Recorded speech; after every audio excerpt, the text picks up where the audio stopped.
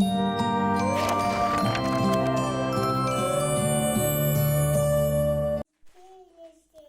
бір бауырсақ болыпты. Сосын ата маған бауырсақ пісіріп берді. Бауырсақ пісіріп берді. Телевизордың алдына қойса, бауырсақ қашып кетеді. Қашып кетеді. Алдынан кім шығады? Мен саған. Сен не дейсің бауырсаққа? Бауырсақ. Мен сені жеп қоям деймін. Жеме, мен саған өлең айтып берем, деді бауырсақ. Сосын қандай ән айтып берді? Маған Атамнан да. қастым деген өлең айтып берді. Сосын? Енді мен сенен қашып кетем деді. Сосын мен оны